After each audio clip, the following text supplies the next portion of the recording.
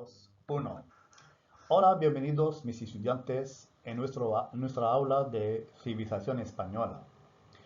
Hoy vamos a repasar de forma muy breve los sucesos más clave de los siglos XIX y XX y que este eje no va a entrar directamente en el examen del segundo semestre, pero les va a ayudar mucho en sustentar su redacción y para que tenga una conexión lógica y cronológica entre diferentes sucesos de la época.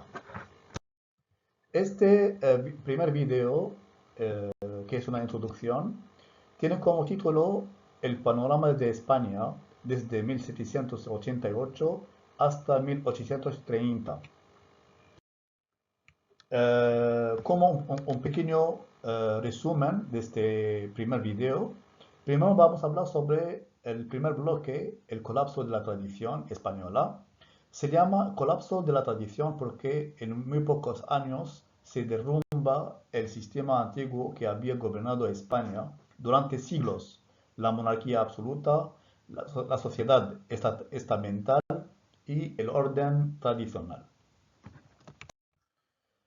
Todo empieza con el impacto de la Revolución Francesa, que introduce ideas nuevas como libertad, igualdad y soberanía nacional. Estas ideas chocan directamente con el poder absoluto del rey de España. La crisis se agrava con la invasión de Napoleón Bonaparte el año 1808, que provoca la Guerra de Independencia Española. Aquí ocurre algo clave. El rey pierde autoridad y el pueblo empieza a organizarse por sí mismo. En medio de este caos nace la Constitución de Cádiz, que se llama también la PEPA, que intenta sustituir el absolutismo por un sistema liberal. Es la primera vez que España rompe con la tradición política de muchos siglos. Pero el regreso de Fernando VII restaura el absolutismo de nuevo. De esa forma generó un conflicto de ideologías y España se vio dividida entre dos bandos. Uno que quiere restaurar el sistema antiguo absolutista y otro que proyecta para mejorar la situación sociopolítica y económica del país. Y podemos añadir como un punto clave, España deja de ser un sistema estable y tradicional y entra en una etapa de crisis y cambios y lucha entre dos modelos opuestos buscando a modernizarse o ser un país más moderno y contemporáneo. Empezamos nuestro relato histórico con el primer evento, el ascenso del intruso Manuel Godoy. Cuando Carlos IV llega al trono el año 1788, puso como un portavoz o ministro a Manuel Godoy, un personaje de origen humilde que asciende rápidamente en la corte. Este personaje fue rechazado tanto por el público como por la nobleza y mucho menos por la iglesia, que no aceptan que España sea o esté en manos de alguien sin linaje. Además, la llegada de Manuel Godoy al gobierno demuestra a qué punto el sistema político español estaba tan vulnerable y colapsado. Así que ahora vamos a aclarar una duda. La mayoría de los profesores que dan o imparten clases de civilización española creen que Fernando VII y Carlos IV son dos personajes, es decir, que no tienen ninguna relación parentesca. Pero lo que pasa es lo contrario. Carlos IV es el padre de Fernando VII. El padre era rey hasta el año 1808 y luego Fernando VII en dos ocasiones se proclamó como un heredero y luego un rey de España. ¿Qué pasa entre ellos? había, como digamos, una competición o una pugna, sobre todo de parte de Fernando VII, quien quiso o hizo todo lo que lo que podía para quitarle el poder a su padre. Así que era el rival político de su propio padre. Aprovecha el enorme odio contra Manuel Godoy, incluso contra su propia política, y además estaba apoyado por los británicos, que lo veían eh, como un rey títere que trabajaba para, digamos, mantener el sistema absolutista en España. Así que Fernando VII era el precursor del motín de Aranjuez, donde aprovechó el odio del pueblo de la iglesia contra eh, tal Manuel Godoy y la política de su padre para, digamos, obligarlo a abdicar al trono. De esa forma, Fernando VII logró quitar a su padre del trono y proclamarse como el monarca absoluto del país. Podríamos decir que en este periodo España tuvo una crisis familiar, eh, un padre y su hijo, eh, los dos tenían, como digamos, dos ideologías opuestas. El padre era un poco vulnerable, un personaje un poco débil, con poca personalidad. Además, la elección de Manuel Godoy lo volvió un poco abominable por el pueblo. Así que Fernando VII aprovechó de esta situación para crear el motín de Aranjuez, por el cual obligó a su padre de abdicar al trono y proclamarse como el monarca absoluto del país.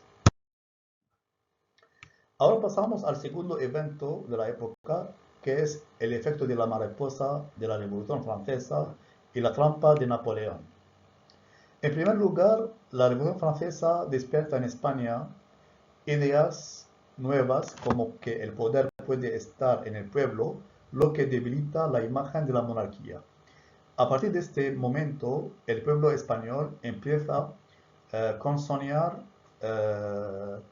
con que el gobierno esté en su mano en vez de permanecer en manos de un rey absoluto que decide todo por ellos.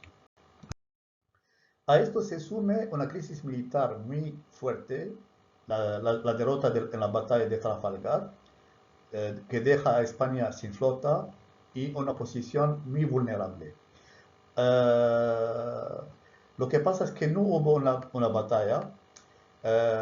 España en esta época se veía como una potencia militar con su flota y estaba en una rivalidad muy feroz contra el Reino Unido, que también estaba apoyada por los países como Bélgica y Países Bajos, así que forman una alianza para armar una guerra contra España.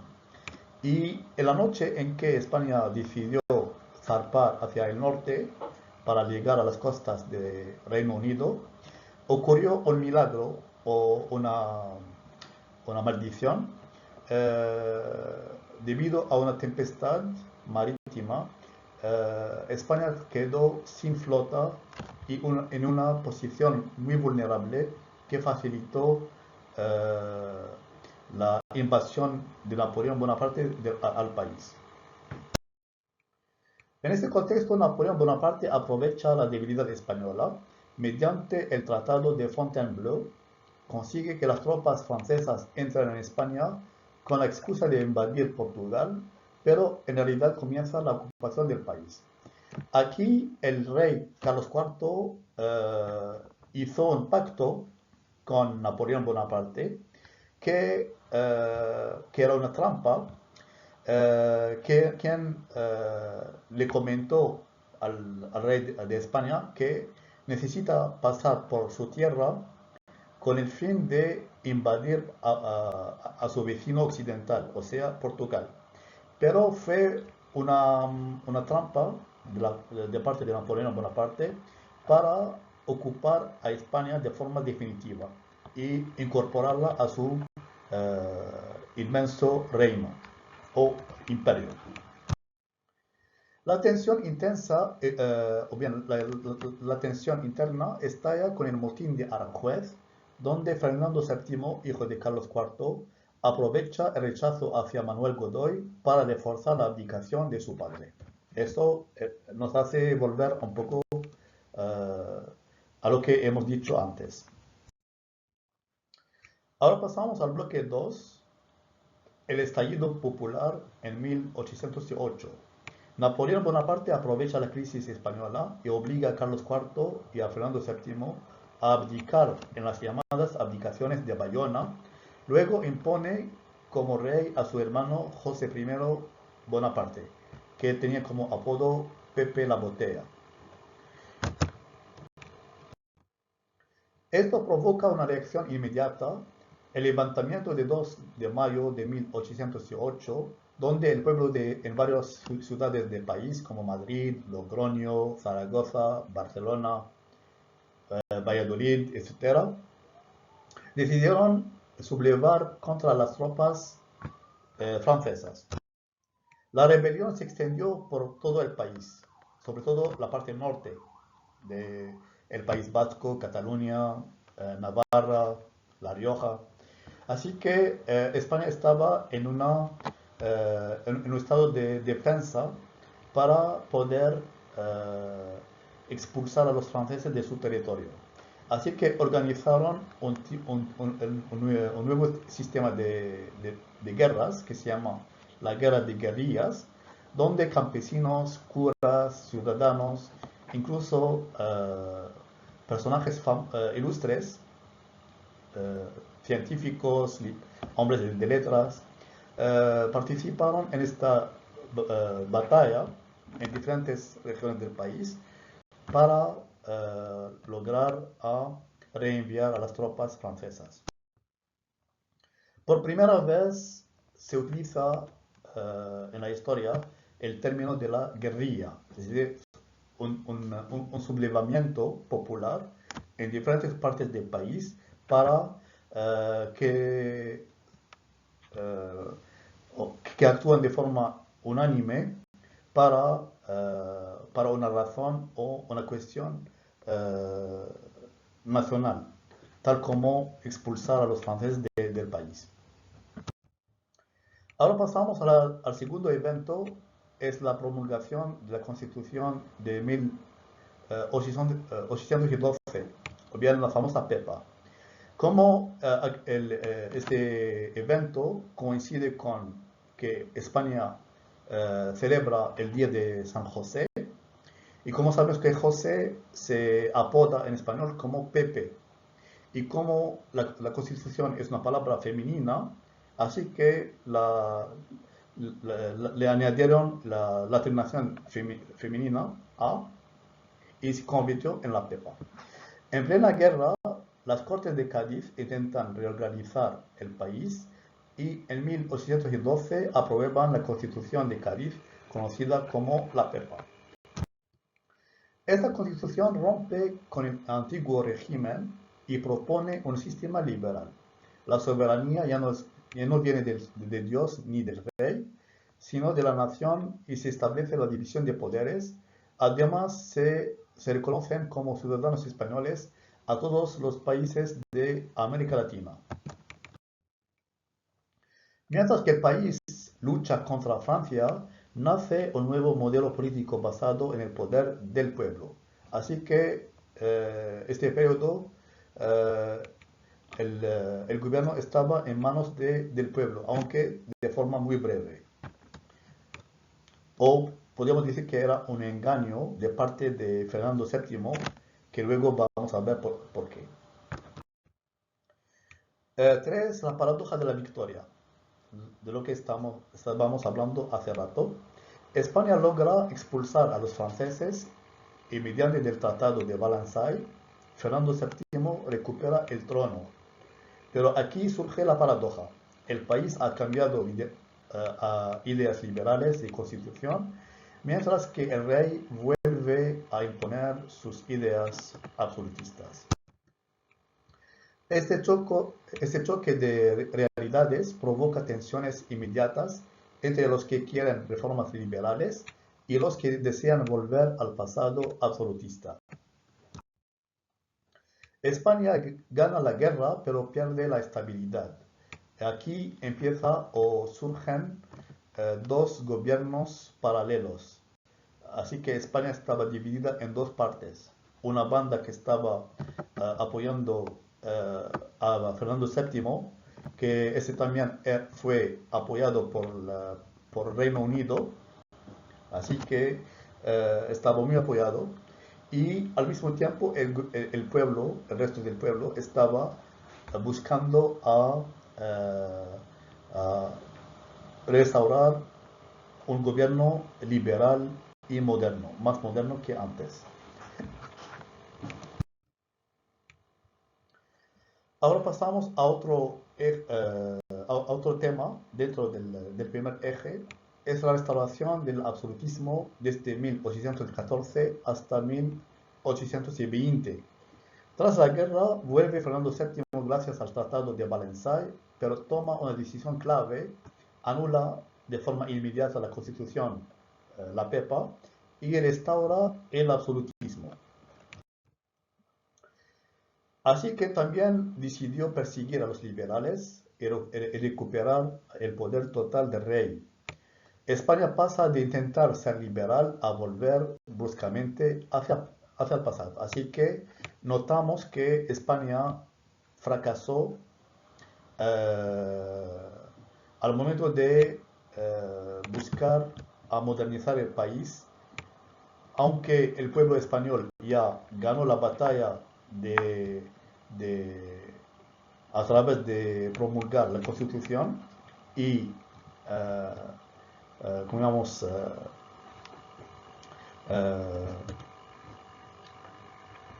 buscar a tener un gobierno más liberal, más modernista, pero cayeron en una trampa de parte de Fernando VII, quien llegó al poder y empezó a perseguir a los liberales y de esa forma se autoproclamó como un rey absoluto del país. Riego logró limitar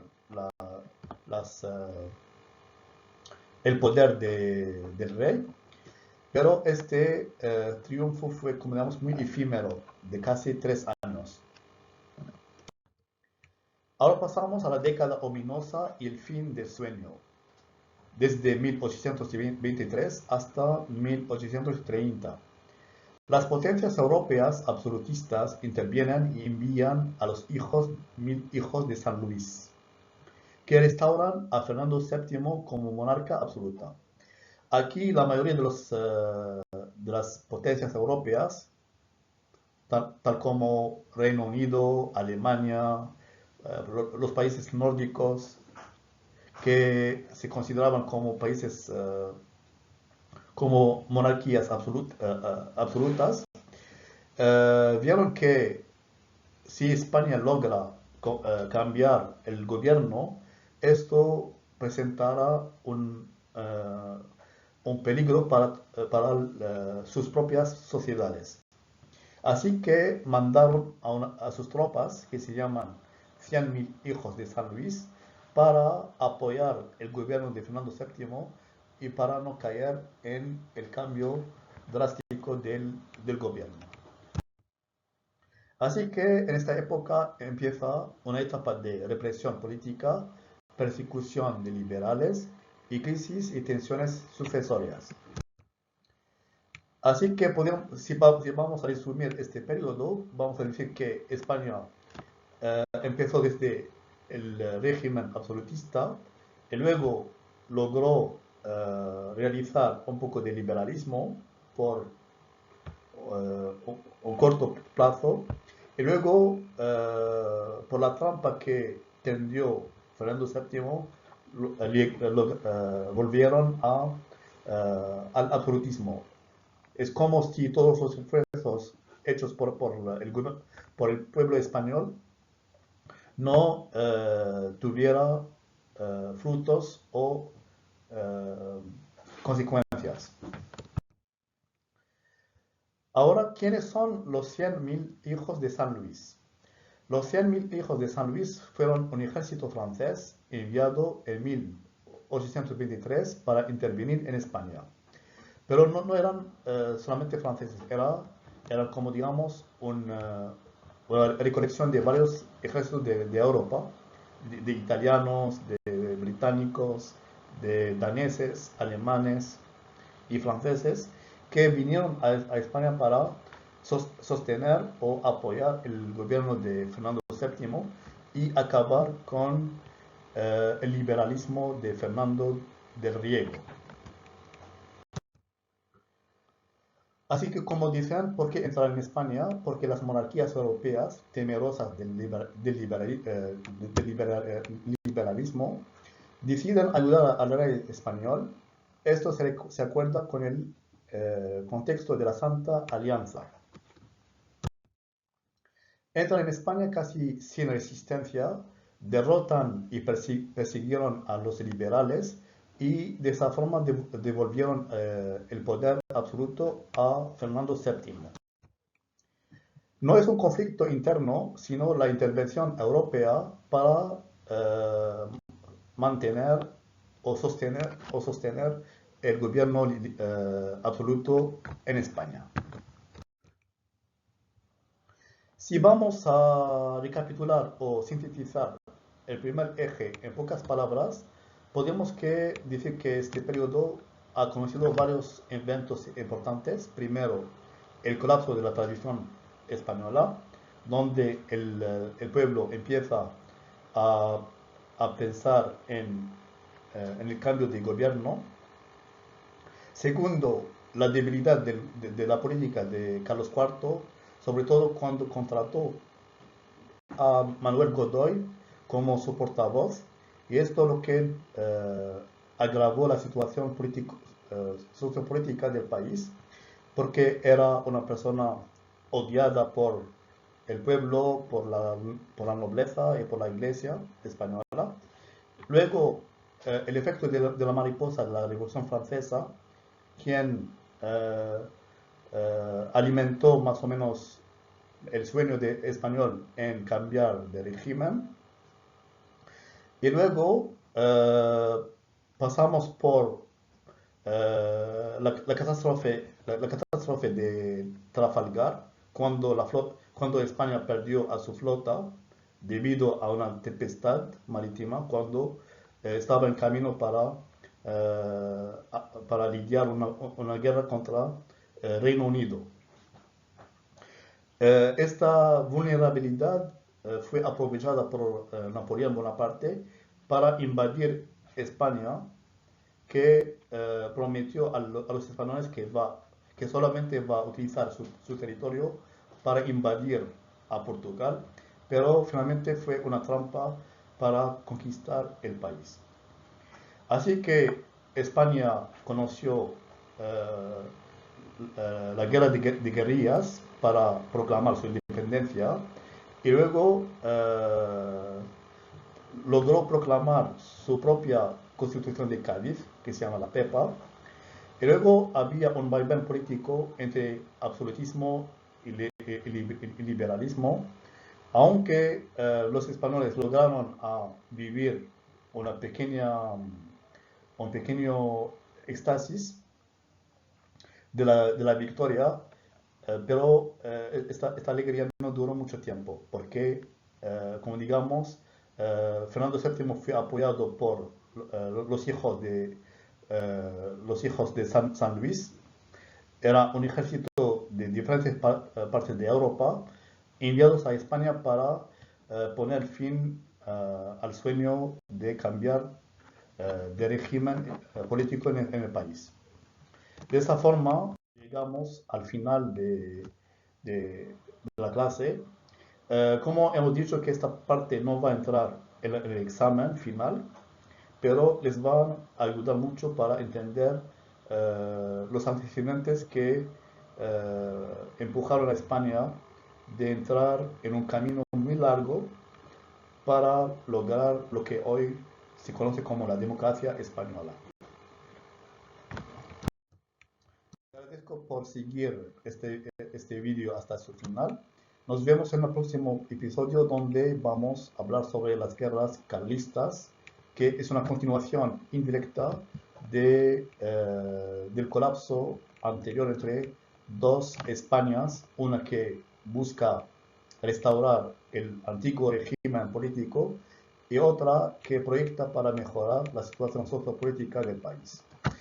Hasta entonces, cuídense y nos vemos en el próximo episodio. Adiós.